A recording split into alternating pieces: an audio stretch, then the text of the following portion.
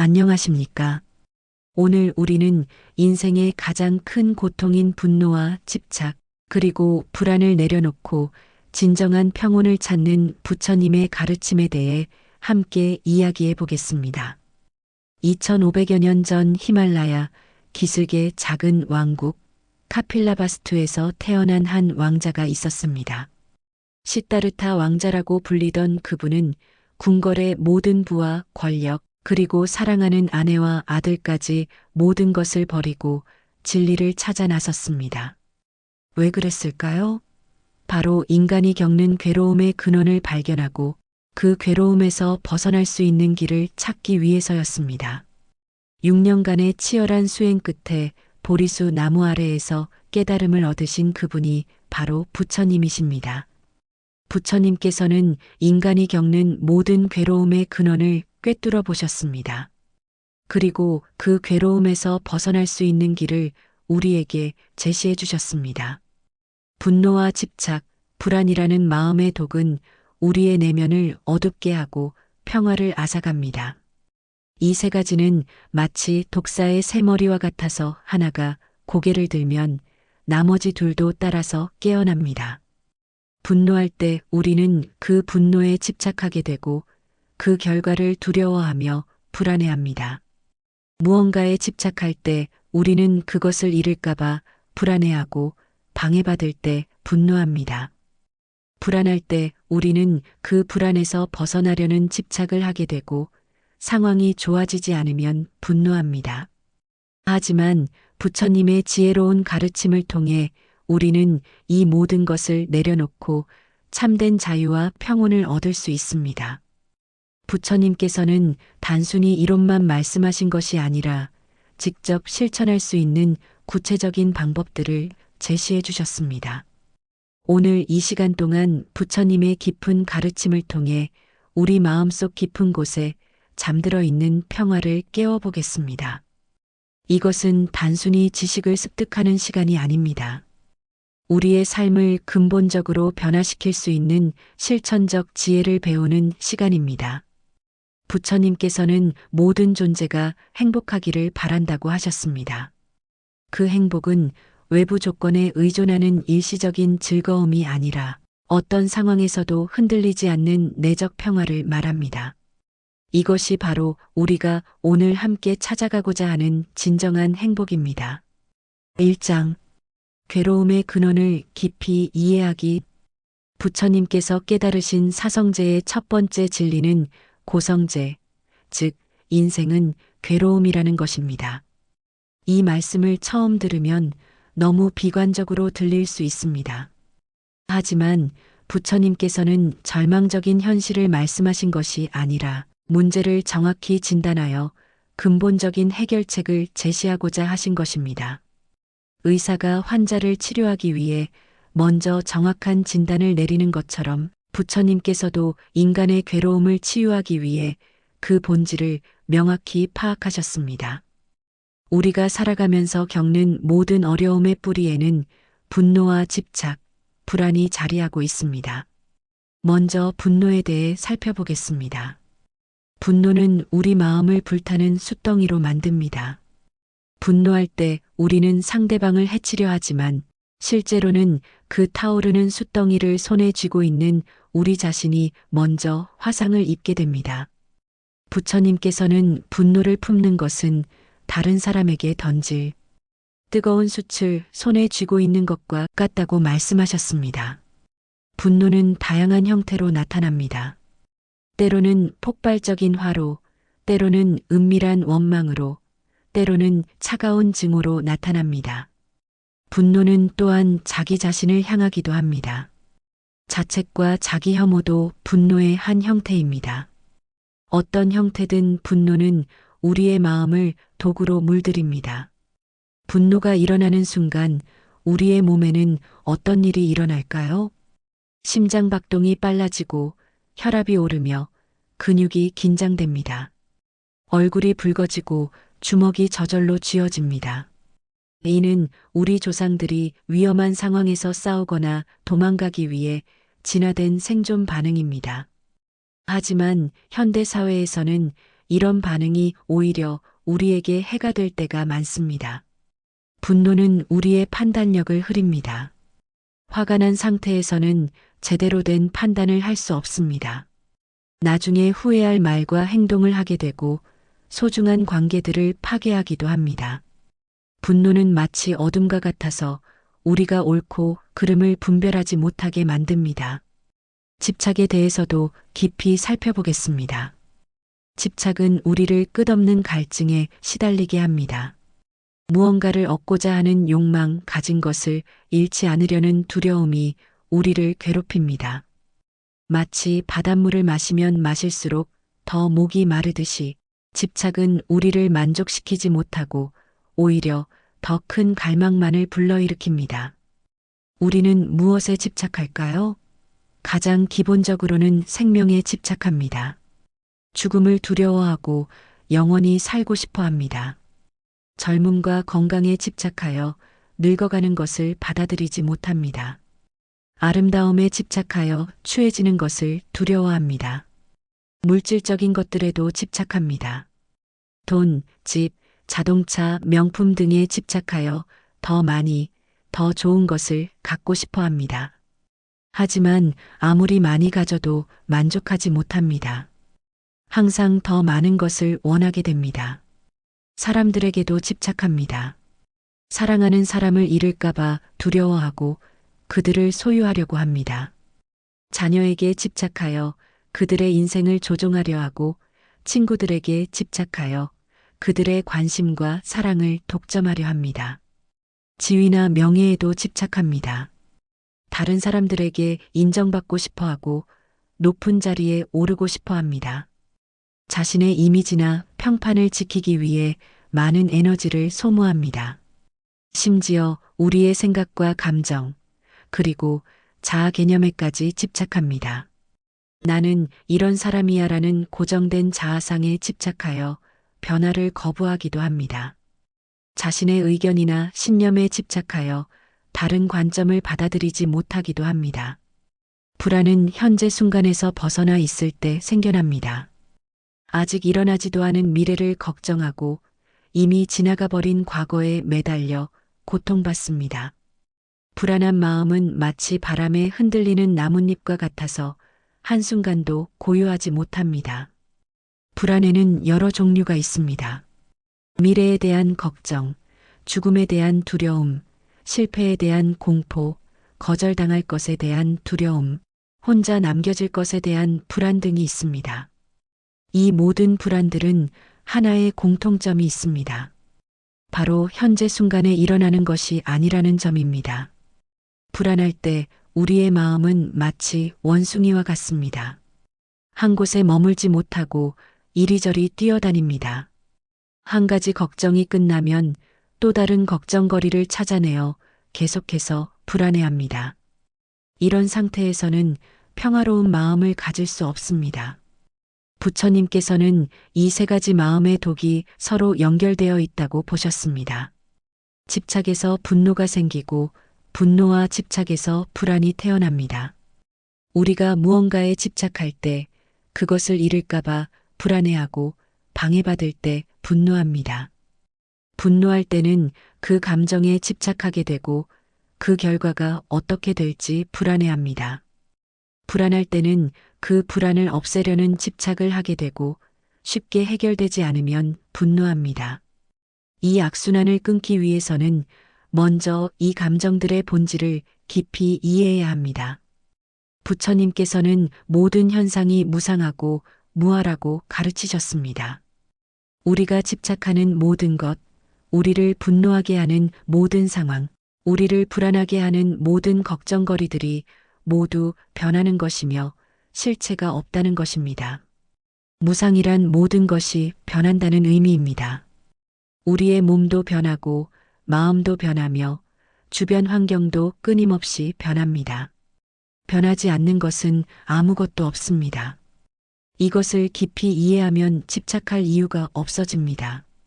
영원하지 않은 것에 집착하는 것은 의미가 없기 때문입니다.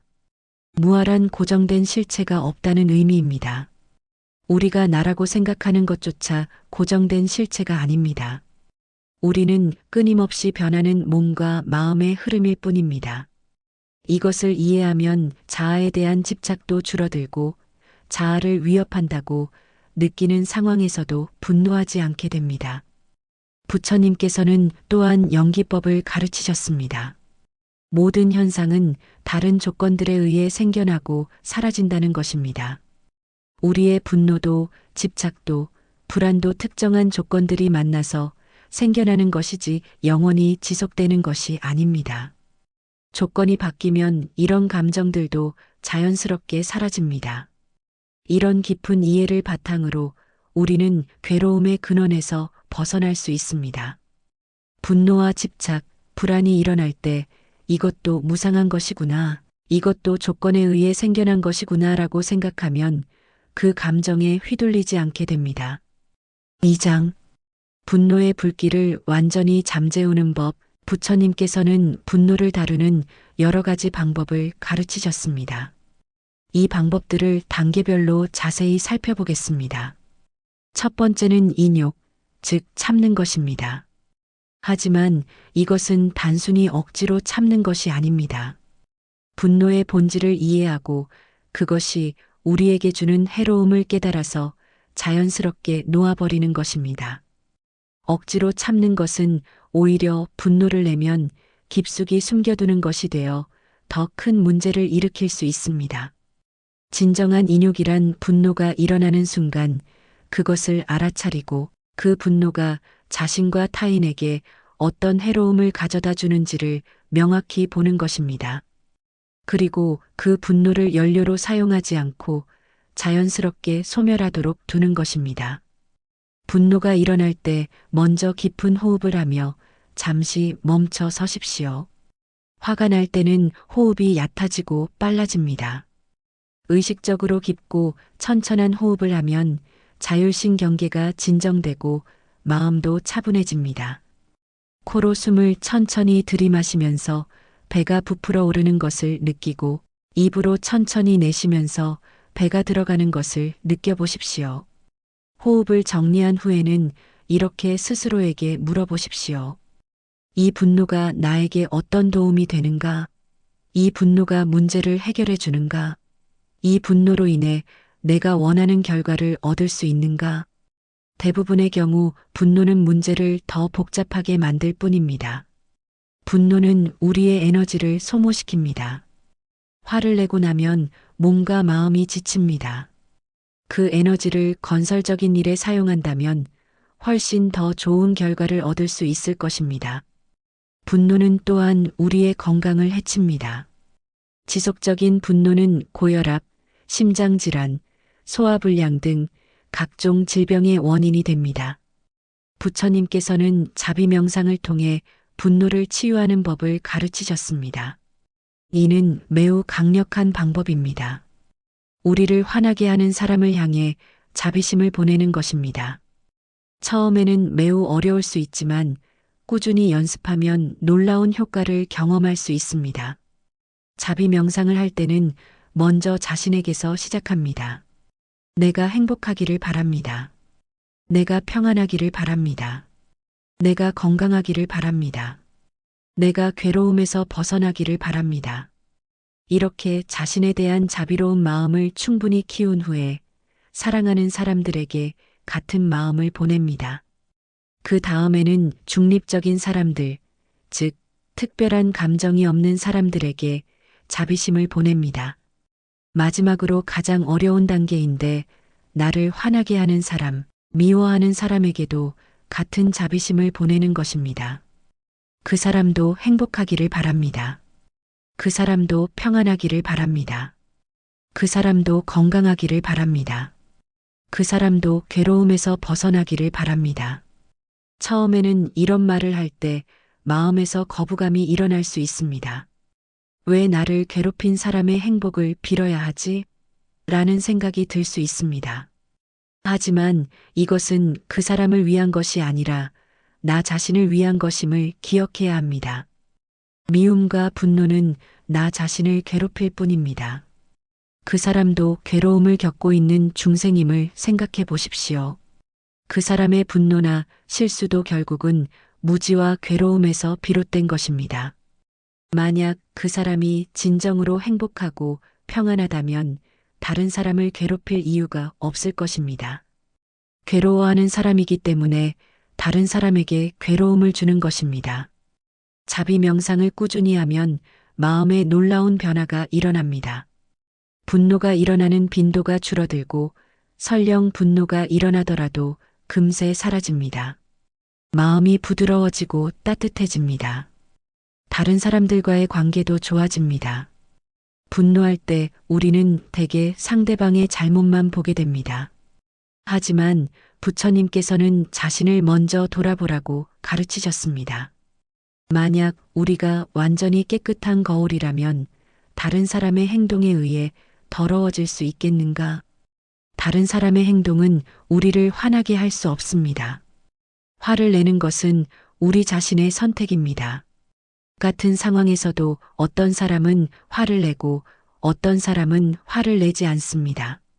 이는 그 상황 자체가 문제가 아니라 우리의 반응 방식이 문제임을 보여줍니다.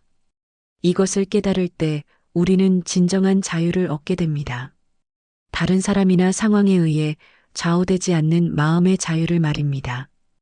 우리의 평화와 행복이 외부 조건에 의존하지 않게 됩니다.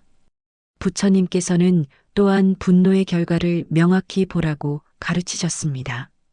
분노는 우리의 건강을 해치고 관계를 파괴하며 마음의 평화를 앗아갑니다. 분노한 사람의 얼굴을 보십시오. 일그러져 있고 아름답지 못합니다. 분노는 우리의 내적 아름다움까지 파괴합니다. 분노한 상태에서는 올바른 판단을 할 수 없습니다. 중요한 결정을 내려야 할 때 분노한 상태라면 잠시 미루는 것이 좋습니다. 마음이 평정을 되찾은 후에 결정하면 후회할 일이 적어집니다. 반대로 자비롭고 너그러운 마음을 가진 사람을 보십시오. 그들의 얼굴에는 평화와 따뜻함이 흘러넘칩니다. 사람들이 그들 곁에 있기를 원합니다. 이것이 분노를 내려놓았을 때 우리가 얻게 되는 선물입니다. 분노를 내려놓는 것은 약해지는 것이 아닙니다. 오히려 가장 큰 힘을 발휘하는 것입니다. 분노에 휘둘리지 않고 냉정하고 지혜롭게 상황을 판단할 수 있는 힘을 얻게 됩니다. 진정한 강함은 자신의 감정을 조절할 수 있는 능력에서 나옵니다. 분노를 다루는 또 다른 방법은 원인과 결과의 법칙을 이해하는 것입니다.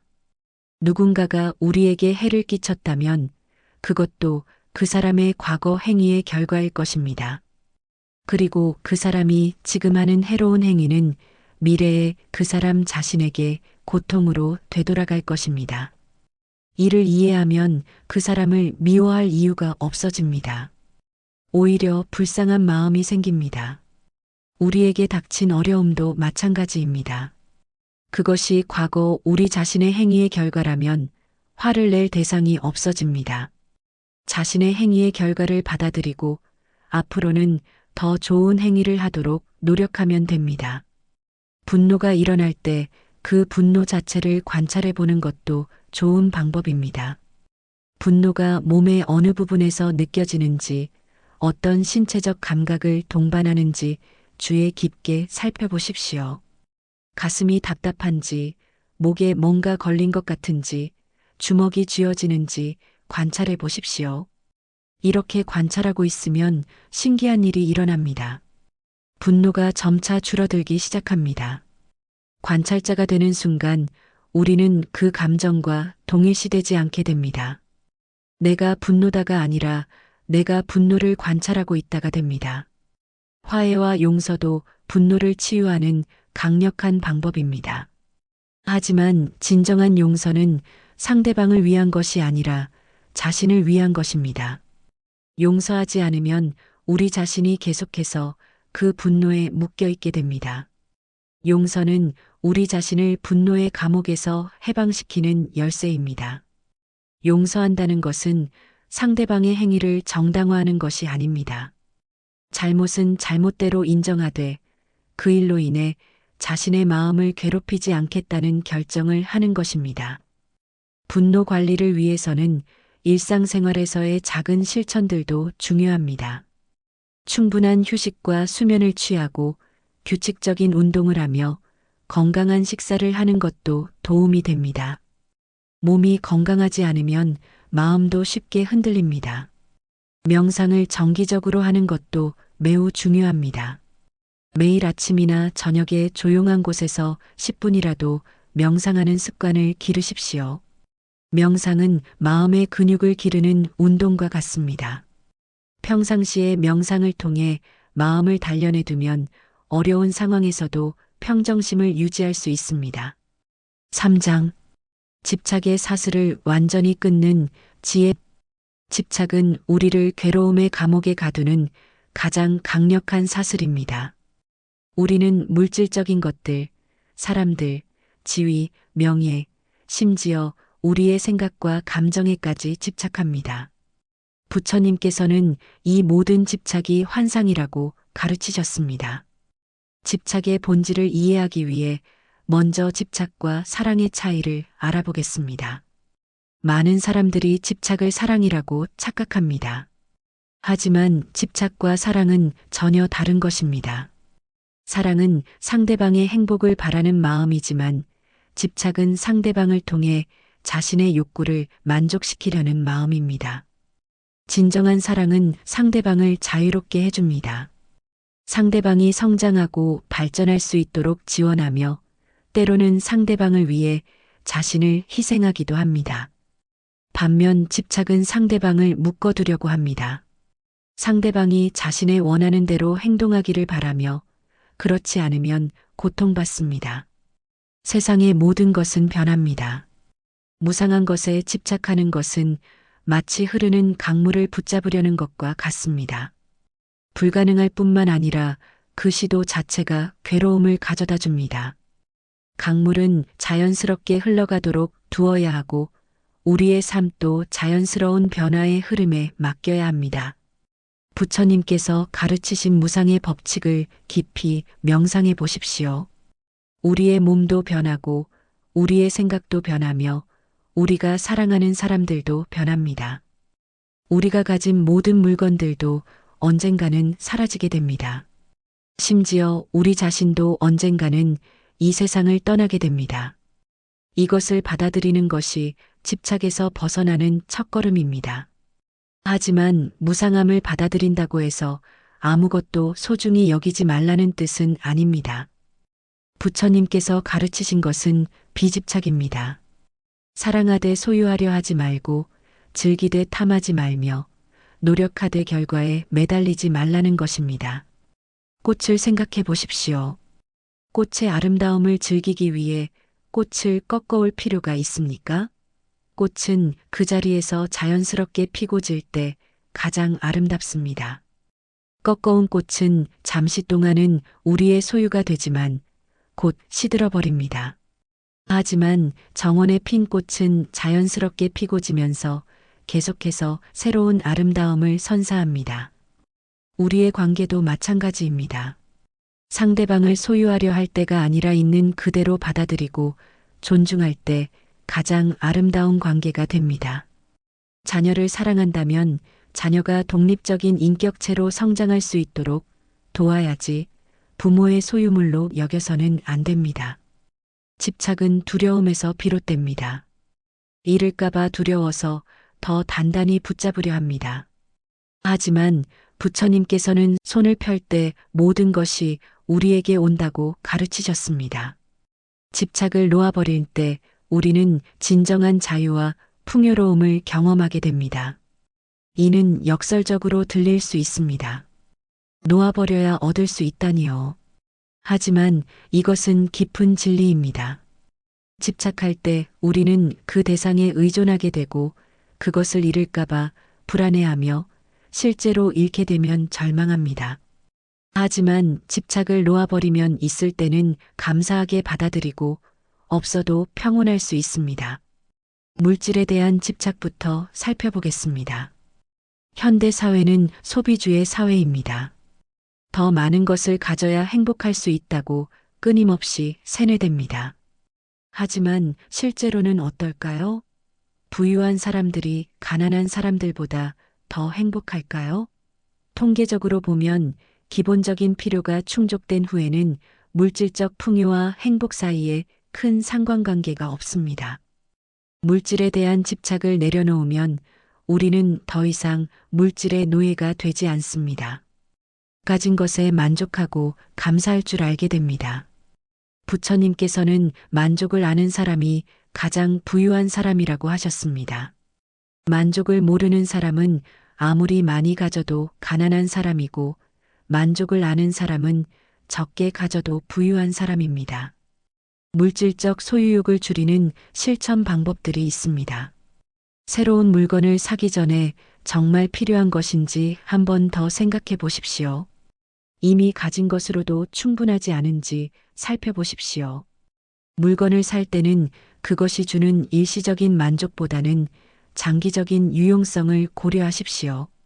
기부나 나눔을 실천하는 것도 좋은 방법입니다. 자신이 가진 것을 다른 사람과 나누면 집착이 줄어들고 마음이 풍요로워집니다. 사용하지 않는 물건들을 정리해서 필요한 사람들에게 주는 것만으로도 큰 만족감을 얻을 수 있습니다. 사람에 대한 집착을 내려놓는 것은 더욱 섬세한 지혜가 필요합니다. 사랑하는 사람들과의 관계에서 집착을 내려놓는다고 해서 사랑을 포기하라는 것이 아닙니다.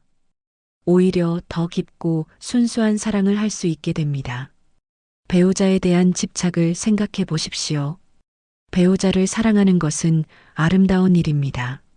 하지만 배우자를 소유하려 하거나 배우자의 모든 행동을 통제하려 하거나 배우자가 다른 사람과 친해지는 것을 질투하는 것은 집착입니다.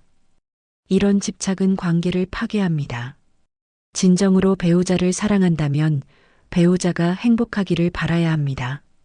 배우자가 자신의 꿈을 추구하고 자신의 친구들과 시간을 보내고 자신의 취미를 즐길 수 있도록 지원해야 합니다. 이것이 집착 없는 사랑입니다. 자녀에 대한 집착도 마찬가지입니다. 부모는 자녀를 사랑하지만 자녀를 소유하지는 않습니다. 자녀는 부모를 통해 이 세상에 왔지만 부모의 소유물이 아닙니다. 자녀가 독립적인 인격체로 성장할 수 있도록 도와주는 것이 진정한 사랑입니다. 많은 부모들이 자녀의 인생을 대신 계획하려고 합니다. 어떤 대학에 가야 하고, 어떤 직업을 가져야 하고, 누구와 결혼해야 하는지까지 정하려고 합니다. 하지만 이것은 집착입니다. 자녀에게는 자녀만의 인생이 있고, 자녀만의 꿈과 목표가 있습니다. 친구 관계에서도 집착이 일어날 수 있습니다.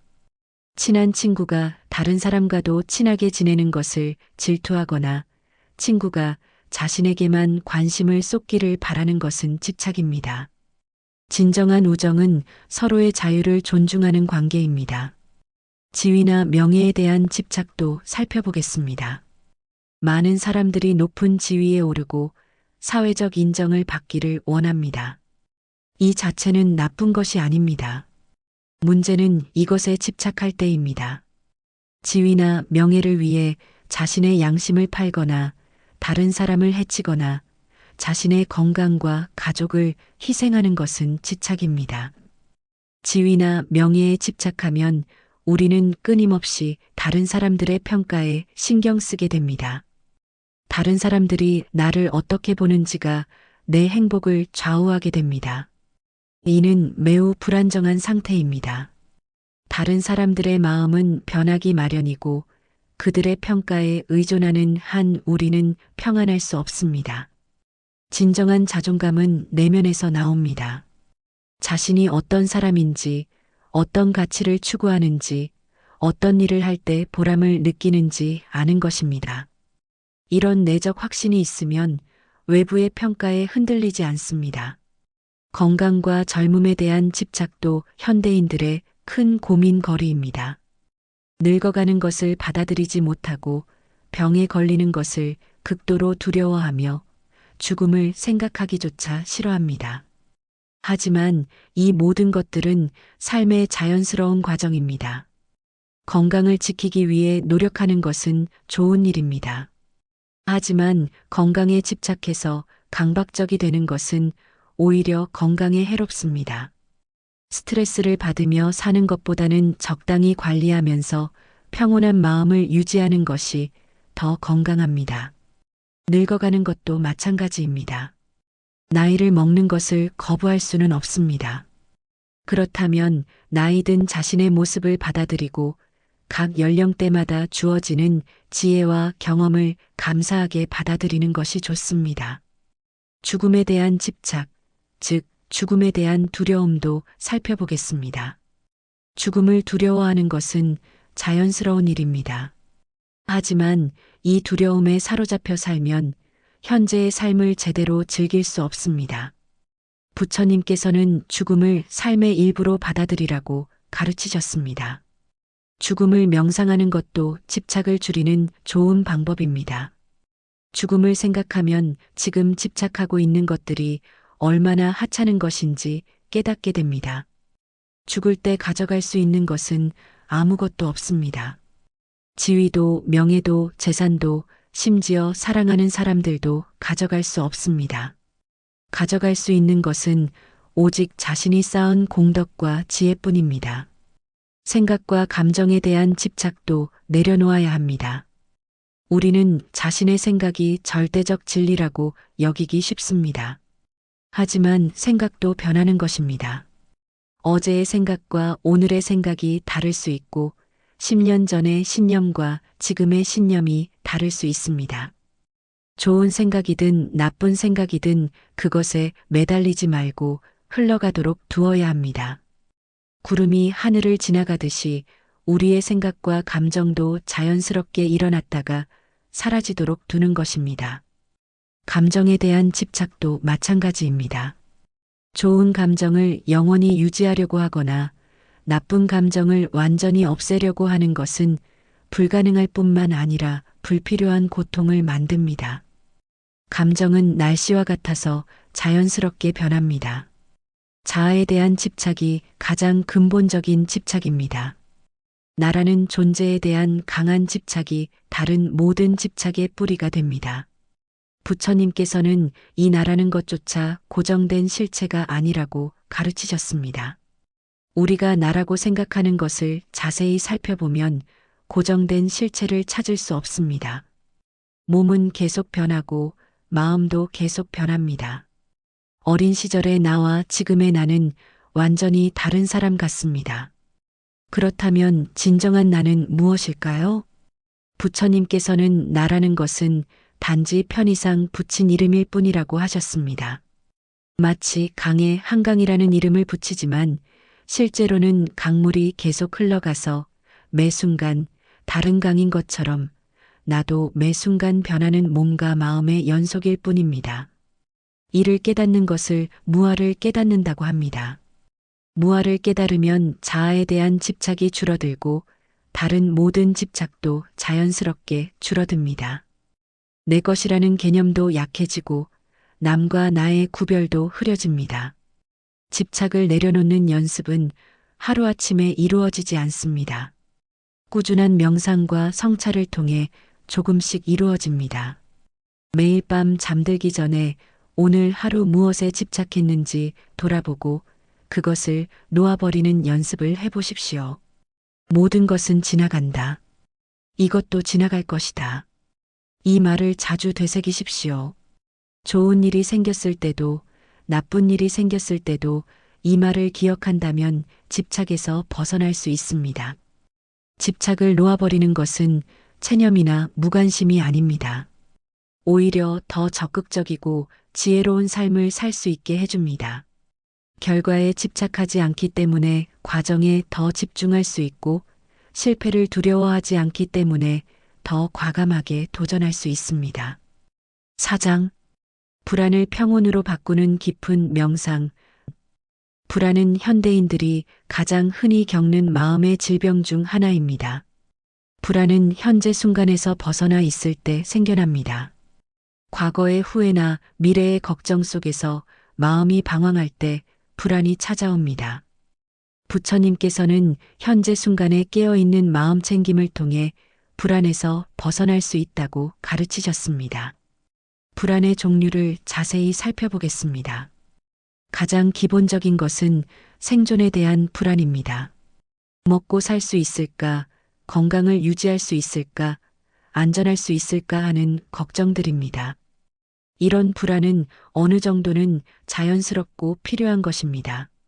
적절한 위험 인식이 우리를 보호해주기 때문입니다.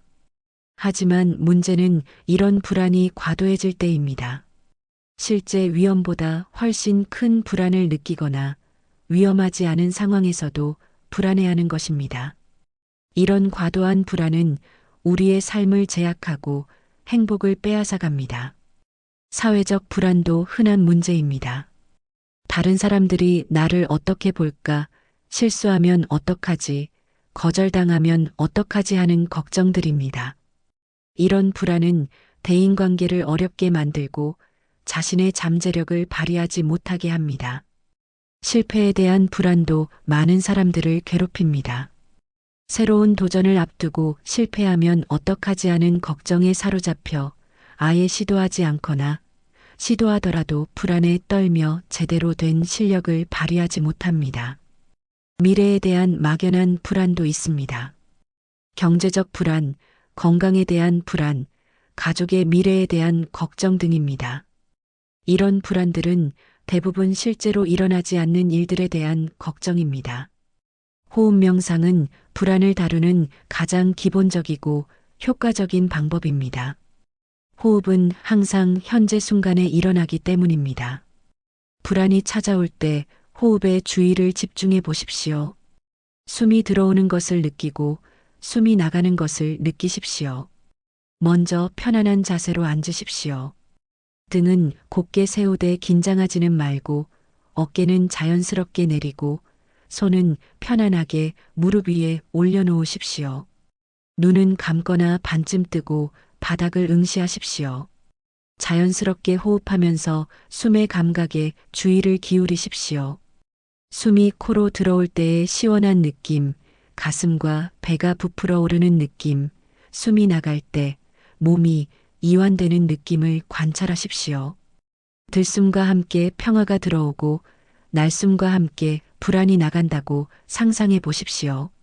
들숨에는 평화라는 단어를, 날숨에는 놓아줌이라는 단어를 마음속으로 되새겨 보십시오. 처음에는 마음이 계속 다른 곳으로 달아나겠지만 부드럽게 다시 호흡으로 돌아오십시오. 마음이 방황하는 것을 발견했다고 해서 자책하지 마십시오. 이것은 자연스러운 현상입니다. 중요한 것은 마음이 방황했음을 알아차리고 다시 호흡으로 돌아오는 것입니다. 이런 연습을 반복하면 마음이 점차 고요해집니다. 불안한 생각들이 줄어들고 현재 순간에 머물 수 있게 됩니다. 매일 규칙적으로 호흡 명상을 하면 일상생활에서도 불안을 덜 느끼게 됩니다. 부처님께서는 또한 몸의 감각에 주의를 기울이는 것을 가르치셨습니다. 이를 신념처 수행이라고 합니다. 지금 이 순간 내 발이 어떤 느낌인지, 내 손이 어떤 느낌인지, 등이 의자에 닿는 느낌은 어떤지 관찰해 보십시오. 몸의 감각도 현재 순간에만 존재하기 때문에 불안한 마음을 현재로 데려오는데 도움이 됩니다. 불안할 때는 대개 몸도 긴장되어 있습니다.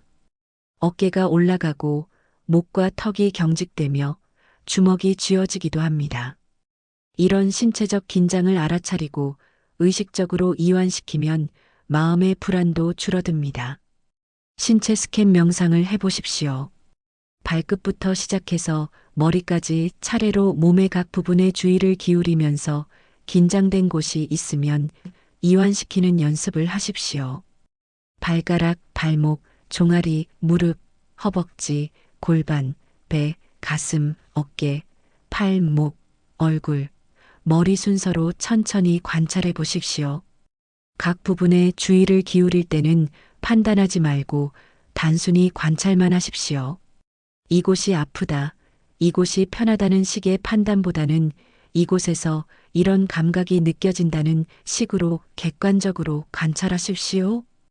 불안한 생각이 떠오를 때는 그 생각에 빠져들지 말고 관찰자가 되어 보십시오. 아, 지금 불안한 생각이 일어나고 있구나 하고 객관적으로 바라보십시오. 생각을 생각으로 인식하는 순간 그 생각의 힘은 약해집니다. 생각에 이름을 붙여보는 것도 좋은 방법입니다. 불안한 생각이 떠오르면 걱정하기, 후회하는 생각이 떠오르면 후회하기, 미래를 계획하는 생각이 떠오르면 계획하기라고 이름을 붙이고 다시 현재로 돌아오십시오.